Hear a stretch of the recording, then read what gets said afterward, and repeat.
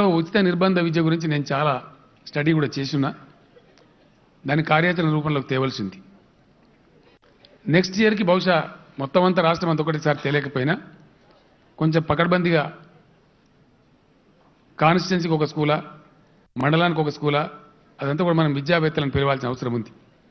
మిమ్మల్ని ఉపాధ్యాయులను, లెక్చరర్లను, ప్రొఫెసర్లను, వైస్ ఛాన్సలర్లను పిలిచి మీతోనే ఆ కార్యక్రమాన్ని మొత్తం నిర్ణయించేది ఉంది. రాబోయే కొద్ది మీకు పిలుపు వస్తుంది. ఆ సింపోజియంలో పాల్గొని 2-3 రోజులు జరిగే దానిలో ఆల్రెడీ పూల రవీందర్ గారికి, జనార్దన్ రెడ్డి గారికి, మా మిత్రులకు చెప్పిన ఆ విషయం మనం డెఫినెట్గా అందరం కూర్చొని దాన్ని తయారు చేయాల్సిన అవసరం ఉంటుంది. తెలంగాణ ఉపాధ్యాయ లోకానికి ఈ సందర్భంగా, ఈ గురు పూజోత్సవం సందర్భంగా నేను శిరస్సు వంచి నమస్కరిస్తూ ఉన్నాను. తెలంగాణ రాష్ట్ర సాధన ఉద్యమంలో మీ పాత్ర అనన్య సామాన్యం. మీరు 36 రోజులు సకల జనుల సమ్మెలో పాల్గొన్నారు. అందరం కదిలినాం కాబట్టే, అందరం కలిసినాం కాబట్టే, అన్ని పిడికిలు లేచినాయి కాబట్టే ఈరోజు తెలంగాణ రాష్ట్రం ఏర్పాటైంది. అందులో మీ పాత్ర కూడా చాలా పెద్దది. మా తెలంగాణ టీచర్లు ఎంత గొప్పవాళ్ళంటే, ఎక్కడో సందర్భం వస్తే నేను చెప్పిన ఎంత గొప్పవాళ్ళంటే, ఒక 10-17 రోజులు సిలబస్ దెబ్బతిన్నది సకల జనుల సమ్మె టైంలో. దాన్ని మళ్ళీ మీరు సెలవులలో మేకప్ చేసి విద్యార్థులు మాత్రం నష్టపోకుండా చేసినటువంటి ఘనత మా తెలంగాణ ఉపాధ్యాయులు. వాళ్ళ విద్యను దెబ్బతిననీయలే, సమ్మెలో పాల్గొన్న ఆ స్పిరిట్ ప్రదర్శించింది తెలంగాణ ఉపాధ్యాయ లోకం. కాబట్టి my salute Telangana teachers community. మీకు కొన్ని చిన్న చిన్న సమస్యలని నాకు తెలుసు, కొన్ని చిన్న చిన్న కోరికలని, అవి కూడా నాకు తెలుసు. ఏకీకృత రూల్స్, సర్వీస్ ఏకీకృతం కావాలి, ఎప్పటి నుంచో ఉన్న డిమాండ్. మీ మధ్యలోనే కొన్ని విభేదాలని, ఉపాధ్యాయులందరూ ఒకే చట్టం కింద, మంచిదే, వెల్కమ్ గెస్చర్. కాకపోతే చిన్న చిన్న ఏమన్నా భేదాభిప్రాయాలు అంటే నేనే మిమ్మల్ని పిలుస్తాను త్వరలో.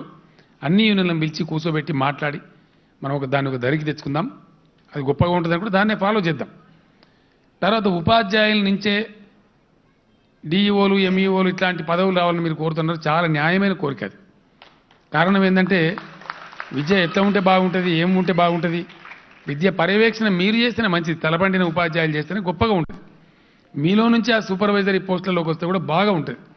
కాబట్టి అది కూడా నేను మీతో చర్చ చేస్తా. తప్పకుండా దాన్ని కూడా చేసుకుందాం, 100% చేసుకుందాం, దానిలో డౌట్ లేదు. అయితే మొత్తం తెలుగు భాష పరిరక్షణ చేస్తూనే, తెలుగు భాషను కాపాడుకుంటూనే ప్రపంచంతో పోటీపడే రేపటి తెలంగాణ తయారు చేయడం మన కర్తవ్యం, మన విధి. కాబట్టి ఇంగ్లీష్ మాధ్యమంలో ఉచిత నిర్బంధ విద్య పెట్టుకోవాలని చెప్పి మనం అనుకున్నాం. దానికోసం మనం ఉపాధ్యాయులు తయారు కావాలి. మేము ఇంగ్లీష్ మీడియం చదువుకోలేదు, నేను కూడా ఇంగ్లీష్ మీడియం చదువుకోలే, మరి ఎవరైనా చదువుకోలే. ఒక్క ఉదాహరణ మనకు పక్కన కనిపిస్తుంది. ఈ మధ్య వాళ్ళని అతను కలవడానికి వస్తే నేను వాళ్ళని చూసి ఆశ్చర్యపోయాను. చైనా దేశం ఒకప్పుడు ఇంగ్లీష్ నిషేధం, ఆ దేశంలో అసలు మాట్లాడనిచ్చేవాళ్ళు కాదు, చదువుకోనిచ్చేవాళ్ళు కాదు, ఇంగ్లీష్ చదవడానికి యాక్సెస్ ఉండేది కాదు, ప్రభుత్వం నిషేధించిన భాష. కానీ ఈరోజు పట్టి నేర్పుతా ఉన్నారు. ఎంత పట్టుదల అంటే బీజింగ్లో వాళ్ళ దేశ రాజధానిలో ఒలింపిక్స్ నిర్వహిస్తే ఒక 4000 మంది టాక్సీ డ్రైవర్ల క్లాసులు పెట్టి పరిస్థితి ఇచ్చేసారు. లేకపోతే మీకు లైసెన్స్ ఇవ్వమన్నారు.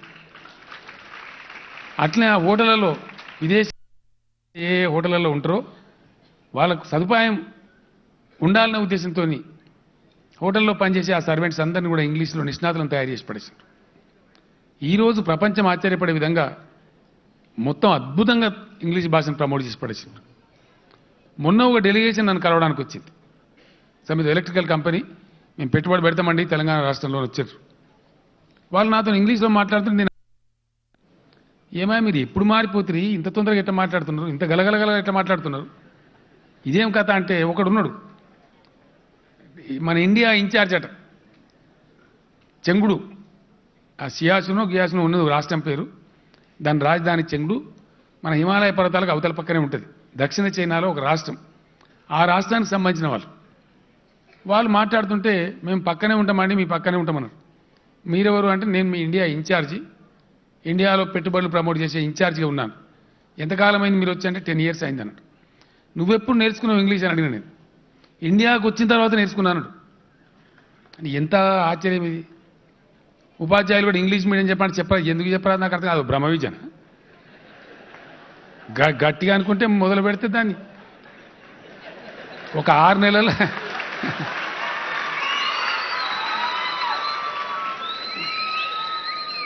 టీచింగ్ టీచింగ్కు సంబంధించి మిమ్మల్ని మించిన వాళ్ళు లేరు. ఆ విషయంలో మీరు అద్భుతం. You are strong communicators. Only thing is తెలుగులో కమ్యూనికేట్ చేసే బదులు ఇంగ్లీష్ చేస్తారు. ఏమున్నదాని పెద్ద బ్రహ్మ పదార్థం అది. మనం అనుకుంటే గట్టిగా పట్టుబడితే రాదా? ఇంగ్లీష్ కూడా ఆశ్చర్యపోయేంత వస్తుంది. ఎందుకు రాదు? తప్పకుండా చేసి చూపిద్దాం. తెలంగాణ అంటే ఏందో అది కూడా నిరూపించి చూపిద్దాం. దశల వారీగా పోదాం. మనం ఉచిత నిర్బంధ విద్య కూడా మొత్తం ఒక్కరోజు చేయలేం. ఫస్ట్ క్లాస్ తోటి స్టార్ట్ అవుతాం. అంటే తెలంగాణ రాష్ట్రంలో ఇక ఫస్ట్ క్లాస్ ఉండదు. నెక్స్ట్ ఇయర్కు సెకండ్ క్లాస్ వస్తుంది. ఎట్లా క్లాస్ పెరుగుతుంటే అట్లా ఇప్పుడు ఉన్న సిస్టమ్ మాయమవుతూ ఇది వస్తుంది. 12 సంవత్సరాల నాటికి 12 క్లాసులకు పోతాం మనం. అప్పటికి టోటల్ ఇంగ్లీష్ అయిపోతుంది. ఆ లోపల ఏదో 15 రోజులు ఇంగ్లీష్ నేర్పించి చెప్పో ఇంగ్లీష్ అంటే సాధ్యం కాదు. గత ప్రభుత్వాలు అవే పిచ్చి పనులు చేసి నేను అటు చేయదలుచుకోలేదు. ఎంతకాలం ఓరియంటేషన్ అవసరం? 1 నెలనా, 2 నెలల, 3 నెలల, ఎంతమందికి అవసరం ఇప్పుడున్న దాంట్లో? ఈజీయెస్ట్ ఎంతమందికి వస్తుంది? మనం విశ్లేషణ చేసుకుందాం. మనం ఉన్న యూనియన్ అన్ని కూర్చొని, ఉన్న నాయకులందరం కూర్చొని, మా ఉపాధ్యాయ శాసన మండలి మిత్రులు సుధాకర్ రెడ్డి గారు ఉన్నారు, రవీందర్ గారు ఉన్నారు, జనార్దన్ రెడ్డి గారు ఉన్నారు, ఇంకా ఇతర నాయకులు కూడా ఉన్నారు, విద్యాశాఖ మంత్రి గారు, మంచి ఉత్సాహవంతులు యువకులు, అందరం కూడా కూర్చొని మంచిగా ఒక ఫ్రెండ్లీ అట్మాస్ఫియర్లో మాట్లాడుకొని పాలసీ ఎవాల్వ్ చేసుకొని ఆ ట్రైనింగ్ ఎట్లుండాలి, ఓరియంటేషన్ ఎట్లుండాలి, ఇంగ్లీష్ మీడియం చెప్పాలంటే ఎట్లా చెప్పాలి, ఇవన్నీ కూడా అనుకొని ఒక స్థిరమైనటువంటి దృఢమైనటువంటి నిర్ణయంతో మంచిగా బలంగా అడుగులు ముందుకేద్దాం. నెక్స్ట్ ఇయర్ తప్పకుండా ఉచిత నిర్బంధ విద్యను మొదలు పెడదాం. ఎక్కడి నుంచి మొదలు పెడదాం, ఎట్లా మొదలు పెడదాం అనేది అది మీరే ఫైనల్ చేద్దరు. నేను కర్తను దర్తను కాదు, మీరే కర్తలు కావాలి. దానికి ఆ కార్యక్రమానికి తప్పకుండా మీరు చేయాలి. అది మీరు పెంచే మీ చేతులలో పెరిగే పాప కావాలి. అంత గొప్పగా ఉండాలి. అందువల్ల ముందుకు పోవాలి. మనకు కూడా మన సంస్కృతిలో పట్టుదల ఉంది, అన్నీ ఉన్నాయి. కొంచెం పట్టుబట్టాలి అని మనం అనుకోవాలి. అంతే, ఏం లేదు. పట్టలేదా తెలంగాణ తెచ్చుకోలేదా మనం అందరం రుజువు చేయలే. అందరూ ఎగతాళి చేసిండ్రు. ఎట్లా వస్తుంది తెలంగాణ, యాడికి వెళ్ళొస్తుంది, ఏం దుకాణం పెట్టిరు అని కూడా మాట్లాడిన కూడా ఉన్నారు. ఇప్పుడు ఈ దుకాణానికి అందరు నమస్తే పెడుతున్నారు. కాబట్టి పట్టుబడితే జట్టు కడితే రాంది ఏమి లేదు అనే దానికి తెలంగాణ రాష్ట్రం సాధించింది గొప్ప నిదర్శనం. మన పిల్లలకు ప్రపంచంతో పోటీపడే రేపటి తెలంగాణ తయారు చేయాలి. కాబట్టి మనకు తప్పదు. కాబట్టి ఈరోజు ఎవ్రీథింగ్ గ్లోబ్మయమైపోయింది. కాబట్టి మన విద్యార్థులు కూడా మనం తయారు చేయలేకపోతే ప్రపంచంలో ఇన్ఫీరియర్ అవుతాం. కాబట్టి మన కర్తవ్యం ఈ తరంగా, నేటి తరంగా రేపటి తరానికి ప్రపంచానికి కావాల్సినటువంటి వజ్రాలను సానబట్టి ప్రపంచానికి ధీటుగా తయారు చేయటమే నేటి తరం యొక్క కర్తవ్యం. కాబట్టి మనం ముందుకు పోతే బాగుంటుందనే అభిప్రాయం నాకుంది. నేను వెరీ షార్ట్ పీరియడ్లో పిలుస్తాను మిమ్మల్ని. ఎందుకంటే ఇంకా అధికార అలొకేషన్ కాలేదు. మీరందరూ చూస్తూ ఉన్నారు పేపర్లలో. బహుశా ఈ 15కి అయిపోతుందని అంటున్నారు. ఒకసారి అధికారుల యొక్క అలొకేషన్ అయిపోతే అన్ని శాఖలకు అధికారులను నియమించుకుంటే మనం టేకాఫ్ చేసేటువంటి కార్యక్రమాన్ని బ్రహ్మాండంగా తీసుకునే అవకాశం ఉంటుంది. ఆ రకంగా ముందు పోదామని కోరుకుంటూ, నాకు ఉండాలని చాలాసేపు మీ మధ్య ఉండాలని ఉంది. కానీ వేరే కార్యక్రమాలు ఉన్నాయి, కొన్ని ఇంపార్టెంట్ కార్యక్రమాలు కూడా ఉన్నాయి. ఈరోజు ఈవినింగ్ నేను బయలుదేరి ఢిల్లీ కూడా వెళ్లాల్సింది. రేపు ఉదయం 11 o'clockకే సందేశం వచ్చింది. కాబట్టి రేపు ఢిల్లీ కూడా వెళ్ళాలి.